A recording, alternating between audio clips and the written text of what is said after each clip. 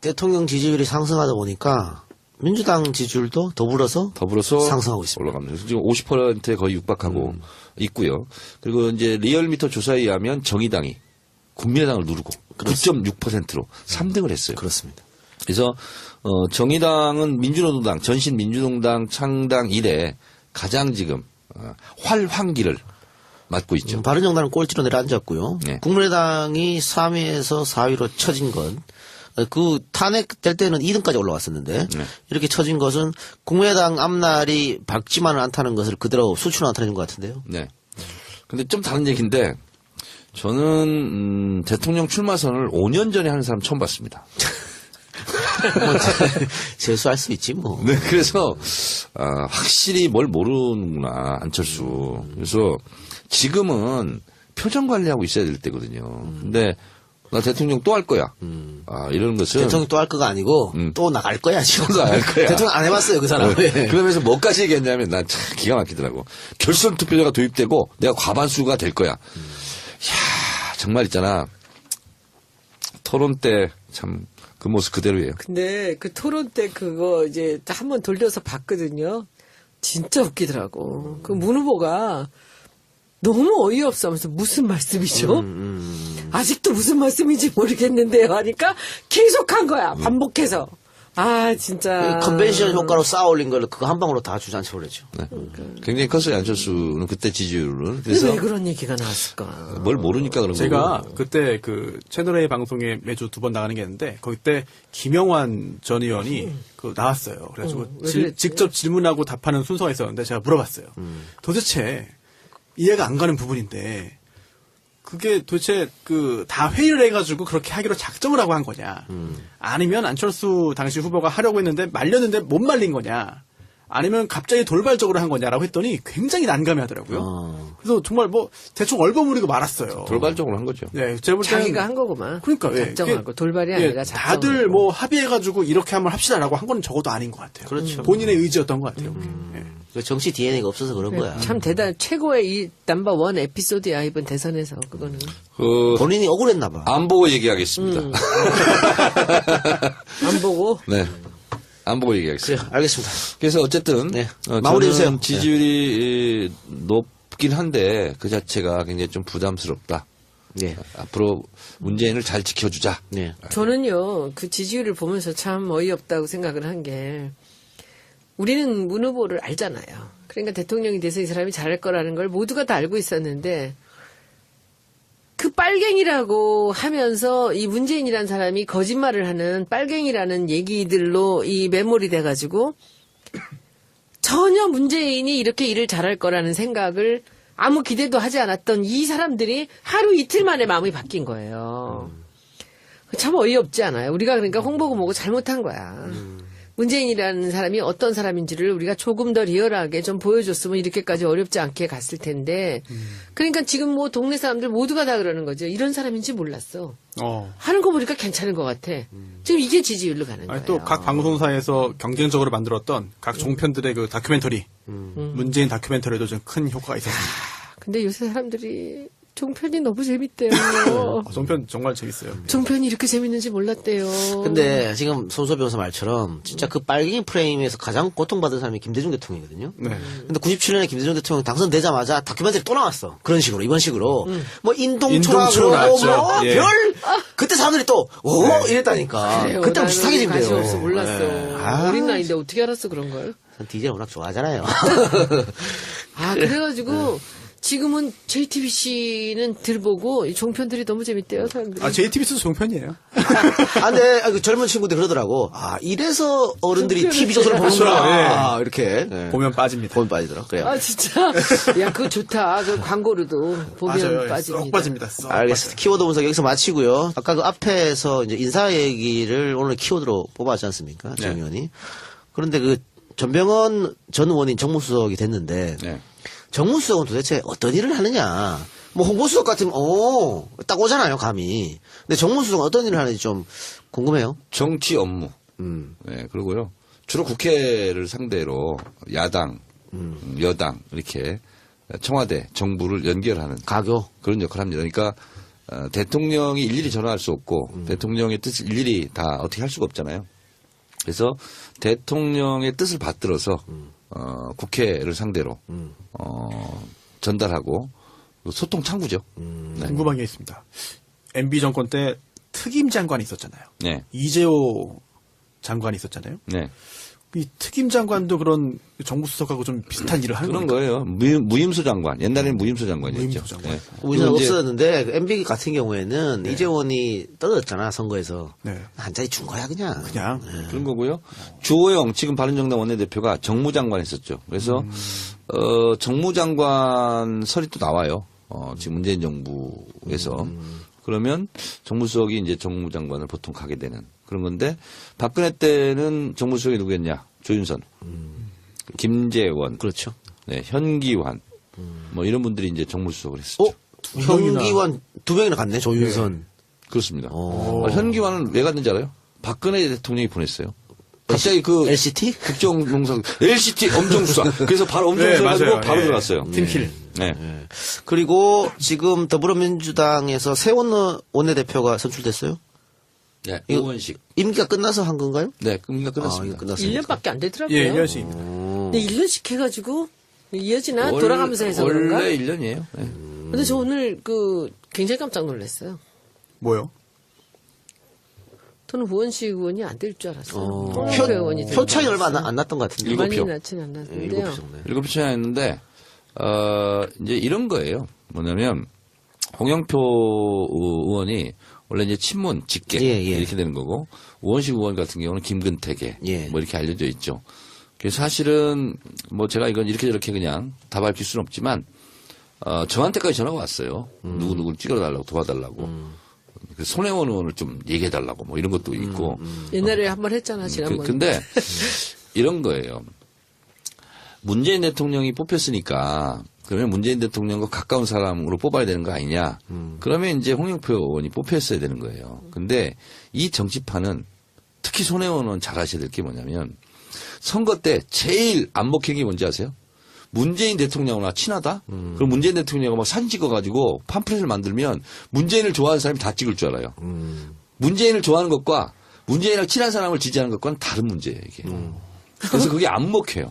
난 너무 오늘 놀랬어, 사실은. 오늘도 원내대표 선거가 난 그런 너무 겁니다. 놀라서 저는 압도적으로 홍영표 의원이 될 거라고 생각한 게 제가 이제 주로 친문이나 뭐 이런 사람들한테 다 물어봤는데 다 홍영표 의원이라는 그렇습니다. 거예요.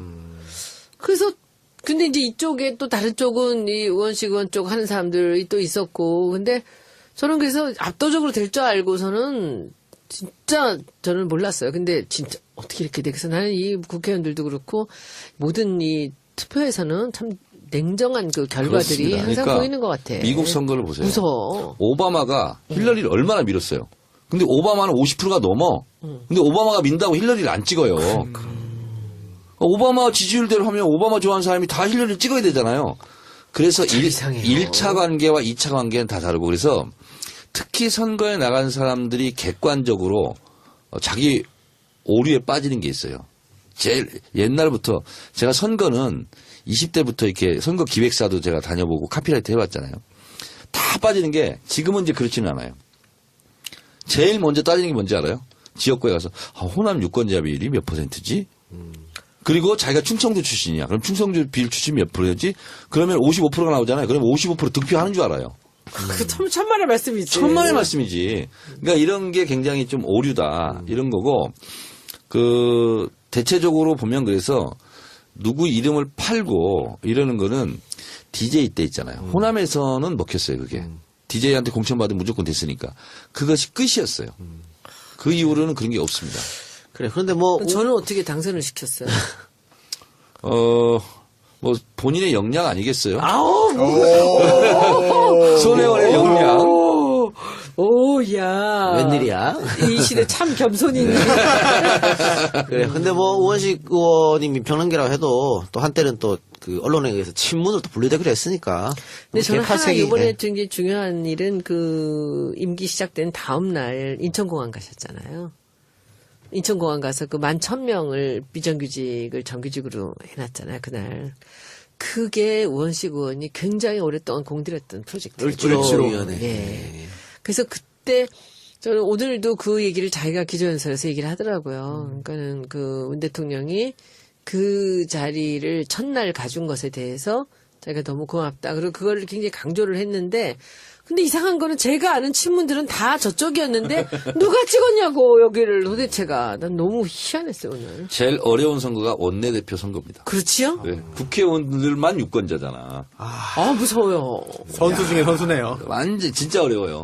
아, 근데 이제 뭐 더불어민주당에서 뭐 주류 비주류 뭐 지문 반문 할 필요가 없잖아요. 예. 이제는 뭐 대통령 중심으로 똘똘 뭉치는 그래요. 뭐 예. 그런 모습이 좀 보이지 않나요? 네네. 아니요. 자, 근데 예. 문재인 대통령이 19일 날 각 당 원내대표를 청와대로 초청했죠. 굉장히 잘하시는 거예요. 지금 당대표 가지고. 국민의당이 김동철 의원이 새 원내대표. 네. 예, 그래요. 그러면은 지금 다른 당 얘기 한번 해볼까요? 자유당 같은 경우에는 지금 홍준표 전 후보는 미국으로 떠난 상태인데 초선 의원 중심으로 홍준표 당권 잡는 데 대해서 추대해야 된다 이런 얘기도 나오고 있고 친박은 그럼 가만히 있을까? 친박과의 싸움이 예정돼 있을 것 같은데 어떻게 보세요? 자유한국당은 홍준표 중심으로 안 가면 안 돼요. 제가 봤을 땐 그렇습니다. 그러니까 이미 홍준표가 장악을 다 한 거라고 봐야 돼요. 친박이 그래요? 그리고 자유한국당 입장으로 보면 홍준표는 메시아죠. 근데 최대 어떻게 25% 가까이 이뤘습니까? 최대 주주인 친박에서 가만히 있을까요? 그건 여의도 공식이죠. 네. 경선 2위가 김진태 의원이죠. 김진태 의원 출마했으면 25%안 나옵니까? 안 나오죠. 아 그래요? 23% 나오겠죠. 알겠습니다. 또 국민의당하고 바른정당 합당 이야기가 솔솔 나오고 있어요. 어떻게 보십니까? 합당 즉시 곧 망하리라. 그건 뭐 할 수 없는 거예요. 근데 지금 국민의당 같은 경우에도 지지율이 계속 떨어지고 있고 또 호남에서 이번에 전패를 해버렸고 우리 당으로 들어오겠죠. 그러니까 제가 하는 말씀이 그런 건데 국민의당 위기잖아요. 바른정당도 지금 어떻게 보면 자, 소멸 위기야. 국민의당에서 네. 바른정당과 뭐 합당해야 되는 거 아니냐 어떻게 하냐는 것은 진짜 쓰리 쿠션이에요. 아이 더불어민주당 우리 이렇게 할 건데 어떡할 몸값 거야? 어떻게 할 올리기? 거야? 쓰리 쿠션이라니까. 근데 지금 보세요. 지방선거 지금 1년 안 남았는데 지금 이 지지율 갖고 내년에 선거 어떻게 치러요? 지방선거 잘못되면 다 무너지는 건데 바른정당과 손 남는 순간에 더 폭망해요. 국민의당. 그래서 모든 기반이 거기 있는데. 딱 그 얘기한 순간 아유 너무 속 보인다. 나는 그렇게 생각했어요. 그렇지. 그럼 민주당 입장에서는 이 국민의당하고 아예 합당을 하는 게 유리한가요? 향후 어떤 선거에서? 근데 그 아까 우리 공수처 얘기도 하고 막 이렇게 했었잖아요. 그런 거 다 머릿속에 있어야 되는 거거든. 대통령의 아무리 의지가 있어도 국회에서 법률 통과 안 해주면 어떻게 할 거야? 근데 이게 합당이 아니더라도 뭐 단순 정책 연대라든지 뭐 아니, 그- 연합공천 등등은 있잖아요. 그게 이제 제가 안에서 보면은 이제 이번 선거 치르면서 이제 우리 민주당이 너무 의연하게 치렀잖아요. 총선에서도 우리가 3당이 되면은 다 우리가 떨어질 거라고 생각했는데 그때도 이겼잖아요. 이번에 우리가 압승을 했잖아. 근데 이제 국민의당에서 보면은 사실 난감하죠. 난감한데 이제 지방선거는 있고 이제 이렇게 바라보면은 지금 어디 우리하고 아니면은 할 수가 없어요. 지금 상황이. 그러니까 몸값을 올리는데 그렇다고 지금 우리 당이 뭐 지금 의원 수가 모자란다고 해서 거기 구걸하고 그럴 상황은 아니잖아요. 그러니까 이제 여기서 이 원내 대표들의 이제 그 고난도의 기술이 필요한 거죠. 네, 예. 자존심 상하지 않고 그럴 수 가난한 있는. 집일수록 자존심이 셉니다. 아. 네. 자존심을 살려줘야 됩니다. 근데 그러면 호남 지역에 지금 민주당 그 당협위원장들 지역위원장. 많이 있잖아요. 예, 예. 있잖아요. 그래서 복잡한 문제예요. 네, 그게 제일 제가 큰 이번에 문제죠. 16번을 제가 호남을 내려갔거든요. 이번 선거하면서 탄탄하게 닫아져 놨어요. 정말 잘해놨어요. 아, 그래요. 예. 그러니까 이제는 보세요. 우리 관악에서도 지금 서울도 관악이 지금 지역위원장 우리 당 없는데 거기서 다 이겼잖아요. 압도적으로. 호남 엄청납니다. 지금 조직이. 목포도 우리가 압도적으로 이겼어요. 압도적으로 이겼어요. 네, 맞습니다. 순천 67% 1등. 지금 그 조직이 말도 못하게 탄탄해요. 그러니까 이 조직을 다시 저쪽에서 이걸 흐트러뜨리기가 상당히 어렵습니다. 여건이 된 데다가. 그러니까 저 사람들이 지금 뭐 안철수나 이런 분들이야 뭐 다 말도 안 되는 얘기라고 반대를 하겠지만 지금 호남에 기반을 두고 있는 지금 김성식 의원 빼놓고 모두가 다 호남인데 저 사람들이 지금 결정을 해야 되죠. 저는 지금 성주 참외를 먹고 있는 중입니다. 안 돼. 그 먹으면 싫어해요. 콜 들어가요. 성주 참여는 저 아닙니다. 예. 맨날 나라고 해야 저희 안가로 사드 반대투쟁위원회에서 보내주셨습니다. 감사히. 잘 선수협회가 먹겠고요. 읽으세요. 예. 제가 할까요? 예. 메시지도 제가 보내줬습니다. 읽을게, 제가 예. 읽을게. 사드 가고 평화 와라.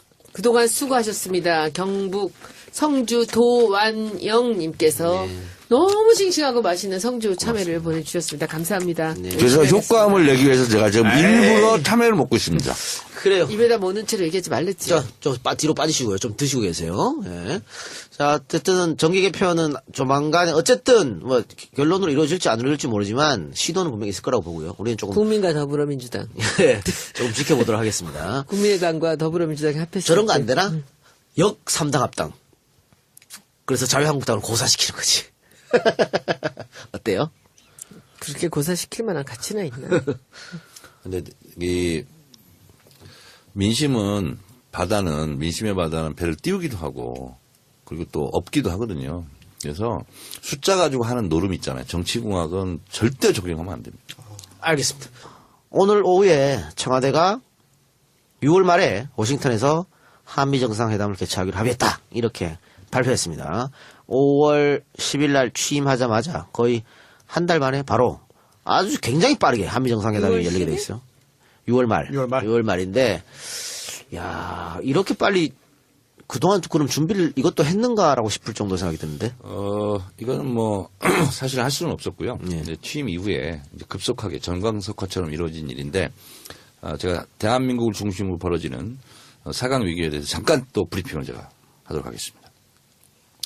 트럼프 미국 대통령은 남북 대화를 반대하지 않는다. 다만 특정한 상황에 오기까지는 좀 자제해 줬으면 좋겠다. 이래서 남북 대화를 반대하지 않는다는 메시지 하나하고 그러나 핵 문제에 대해서는 좀 신중하게 접근해라. 이렇게 메시지를 했고요. 그리고 시진핑 주석은 굉장히 우호적으로 지금 메시지를 내고 있습니다.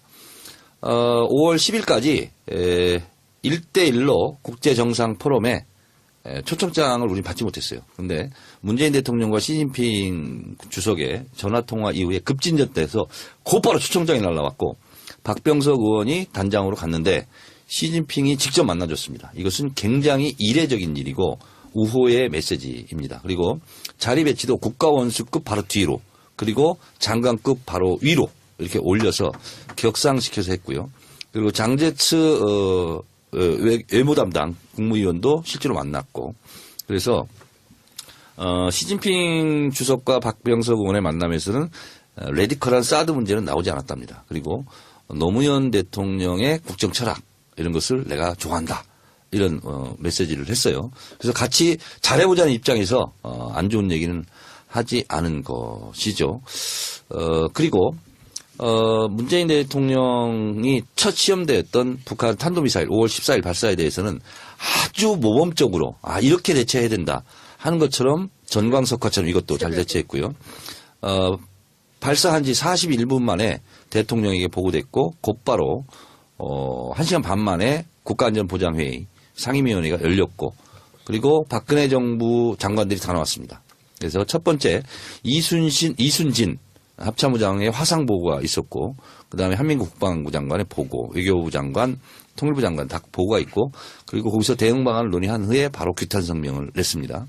그리고 문재인 대통령이 이런 메시지를 냈어요. 우리가 대화를 해야 되지만 이런 식으로 하면 안 된다. 그리고 북한의 태도가 변화해야 된다. 이렇게 도발에는 단호한 대응을 하겠다. 이렇게 메시지를 낸 것은 매우 잘 낸 거입니다. 근데 이제 이번에 북한의 탄도미사일 이것이 굉장히 중요한 사건이었어요. 뭐냐면 10,000km 이상 미사일을 쏠 수 있는 것을 장거리 미사일, 대륙간 탄도미사일 ICBM이라고 그러고 그다음에 3,4,000m를 이제 단거리 미사일 그리고 중거리 미사일인데 이번엔 중거리 미사일이었는데 고도 2,000m를 돌파했습니다. 그러니까 멀리 가려면 높이 쏴야 되잖아요. 그래서 800km 가까이 날아갔습니다. 그래서 이것은 미국의 알래스카에 닿을 수 있는 지점이라고 해서 미국으로서는 굉장히 위협적인 거고요. 예, 지금 이 발사한 IRBM 중거리 탄도미사일 이것이 성능이 좀 강화되면 대륙간 탄도미사일이 성공하게 되는 겁니다. 그럼 일본 본토를 직접 타격할 수 있는 굉장히 위협적인 상황이 되고 있기 때문에 미국에서 굉장히 민감하게 반응할 수 있는 것을 우리가 잘 대처를 했다. 문재인 대통령 첫 이 안보 대응을 잘했다 이런 거고요. 그리고 이제 북한은 그럼 왜 이 시기에 이걸 쐈을까? 제 생각으로는 중국이 가장 큰 경사스러운 행사 개막식 날 쐈거든요. 그래서 중국에 보내는 압박 메시지다. 미국하고 한국하고 손잡고 우리를 압박하지 말라 하는 재압박 메시지였다. 우리도 한 방 있다. 그럼 한 방씩 쏘면서 돈이 엄청 들 텐데 그렇게 그렇습니다. 그리고 압박으로 문재인 그렇게 돈을 정부가 써? 어떻게 반응할까 하는 떠보기도 있고요. 그러게 진짜. 네. 그래서 그러나 지금 제 감으로는 국제 공조가 잘 이루어지지 않을까 그런 생각을 하고 있고 특히 한미 정상회담이 잘 잡혔기 때문에 그리고 또 중국하고도 굉장히 우호적인 관계로 된다면 이게 사실 외교는요 이 퍼즐 맞추기인데 굉장히 어렵습니다. 근데 한 발 한 발 이렇게 조심스럽게 잘 내딛다 보면 외교 불안 이런 부분은 국민들에게 많이 불식시키지 않을까 그렇게 예측합니다. 네. 이제 거의 끝날 때 됐어요? 예, 끝날 됐습니다. 그럼 질문해도 돼요? 하세요. 정청래 예. 전 의원한테 오래간만에 우리 뵈가지고 그죠? MBN에서는 수금이 됐어요? 되고 있어요. 그러면 100만 원 내기 한 거 주셔야겠어요. 풍모 어지 양고기? 양고기. 네. 아니 캐시를 받아서 내가 안희정 지사하고 맞아. 반띵하기로 했는데 그건 선거법 위반입니다. 선거 때 북핵을 해결할 수 있으면 북한에도 먼저 갈 수 있다. 요 말을 앞에 자르고 북한 먼저 갈 수 있다. 이걸 엄청 공격했잖아요. 네네. 그런데 뭐 미국 먼저 가는구만 뭐. 그러니까 그러니까 예.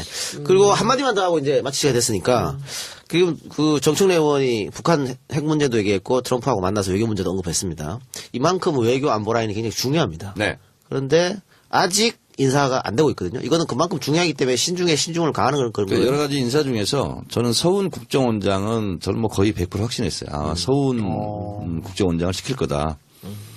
왜냐하면 문재인 대통령이 실제로 북한 문제에 대해서 굉장히 그 믿음직한 신뢰를 갖고 있는 분이 이제 서훈.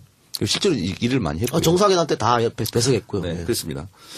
그리고 이제 통일부 장관, 외교부 장관 이렇게 되는데 문재인 대통령의 국정 철학을 잘 이해할 사람으로 이미 내정이 됐을 거다. 저는 이렇게 생각을 하고 있고요. 뭐 외교 안보 수석 이런 분 경제도 아직 지금 정하지 않았어요. 정하지 않았으니까. 네.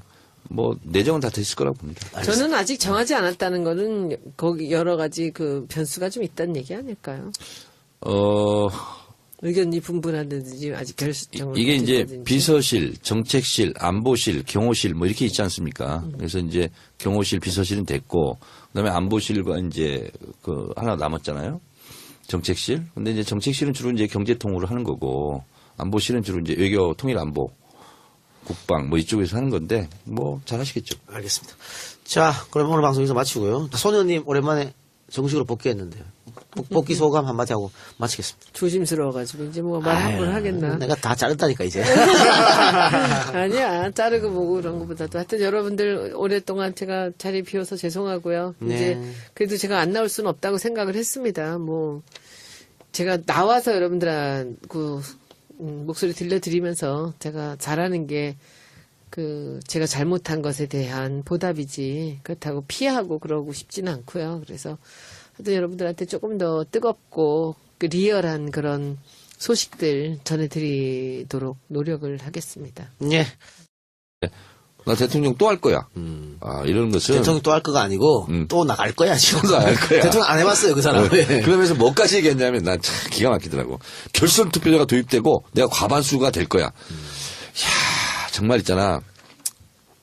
토론 때 참 그 모습 그대로예요. 근데 그 토론 때 그거 이제 한번 돌려서 봤거든요. 진짜 웃기더라고. 그 문 후보가 너무 어이없어 하면서 무슨 말씀이죠? 아직도 무슨 말씀인지 모르겠는데요 하니까 계속 한 거야. 반복해서. 아 진짜. 컨벤션 효과로 쌓아올린 걸 그거 한 방으로 다 주장쳐버렸죠. 네. 굉장히 컸어요 안철수는 그때 지지율은. 근데 그래서 왜 그런 얘기가 나왔을까? 뭘 모르니까 그런 제가 거고. 그때 그 채널A 방송에 매주 2번 나가는 게 있는데 거기 때 김영환 전 의원이 그 나왔어요. 그래가지고 왜 그랬지? 직접 질문하고 답하는 순서가 있었는데 제가 물어봤어요. 도대체 이해가 안 가는 부분인데. 가장 고통받은 사람이 김대중 대통령이거든요. 네. 근데 97년에 김대중 대통령 당선되자마자 다큐멘터리 또 나왔어. 그런 식으로, 이번 식으로. 뭐, 인동초라 인동초라고, 나왔죠. 뭐, 예.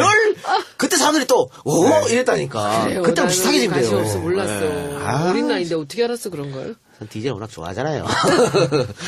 아 그래가지고 지금은 JTBC는 들보고 이 종편들이 너무 재밌대요 사람들이. 아, JTBC도 종편이에요. 아, 근데 그 젊은 친구들 그러더라고. 아, 이래서 어른들이 TV조선을 그렇죠. 보는구나. 이렇게. 예. 보면 빠집니다. 보면 빠지더라. 그래요. 아 진짜 야 그거 좋다. 그 광고로도 보면 맞아요. 빠집니다. 쏙 빠집니다. 쏙 알겠습니다. 키워드 분석 여기서 마치고요. 아까 그 앞에서 이제 인사 얘기를 오늘 키워드로 뽑았지 않습니까? 정 의원이.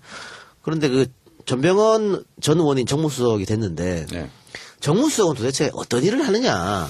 뭐 홍보수석 같으면 딱 오잖아요, 감이. 근데 정무수석은 네. 그게 도대체 다 회의를 해가지고 그렇게 하기로 작정을 하고 한 거냐. 아니면 안철수 당시 후보가 하려고 했는데 말렸는데 못 말린 거냐.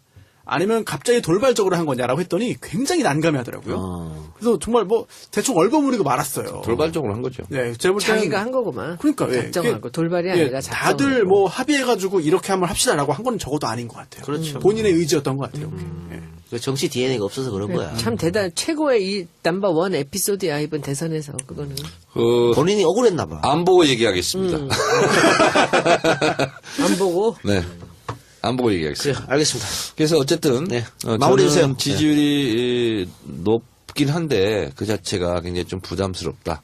네. 앞으로 문재인을 잘 지켜주자. 네. 저는요 그 지지율을 보면서 참 어이없다고 생각을 한 게 우리는 문 후보를 알잖아요.